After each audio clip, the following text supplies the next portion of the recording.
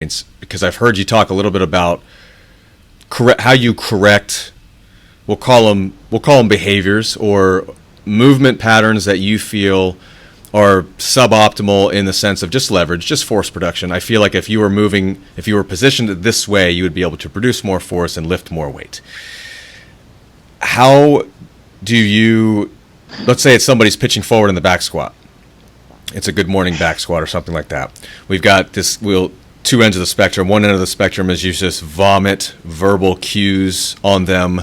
You tell them to fire particular muscles or to do something else. So stay more upright. Keep your torso up. Tighten your core. Squeeze your glutes. These types of things, versus manipulating constraints. Can you talk a little bit about your approach in changing movement patterns?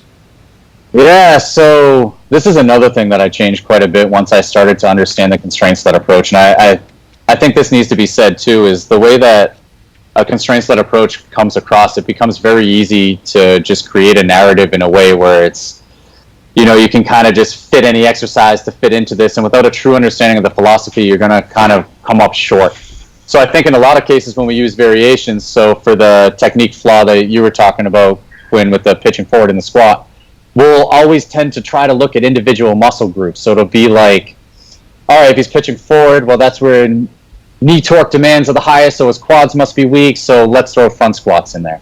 So it's still got this reductionist view of the body's just kind of a sum of all of its muscles put together, and that this variation should solve the problem. But a constraints-led approach it's very different.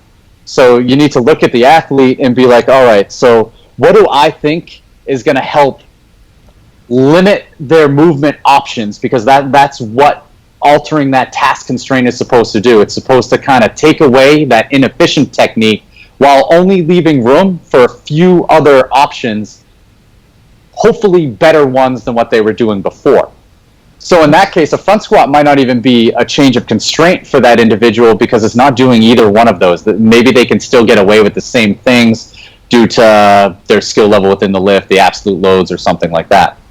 So when I started reading more about the philosophy of constraints-led approach, and this was one of the hardest things that I think, like decisions that I've made as a coach, is I said, you know what? I have this gut feeling that high bar wide stance squats would really punish that falling forward position, that falling forward squat pattern. So I took a few of the lifters who were far out from meets, and they were of various skill levels. There was a novice, there was a couple intermediates, and one more elite lifter. And I literally gave them nothing but wide stance squats in a block, and I took out the competition squat altogether. And a few of them ran it for 4 or 5 weeks. A couple of them ran it for 8 weeks. And there were improvements not only just in the positions, but also in their 1 rep max on the squat. And that's the most important aspect. If we're talking about self-organizing, the second hardest thing that the coach needs to do is they need to dump their bias of what a perfect lift looks like and use those objective measures to keep that bias in check to make sure that that's going up. Because I don't care if their lifts looked better if they got weaker, because that's not what we were looking for.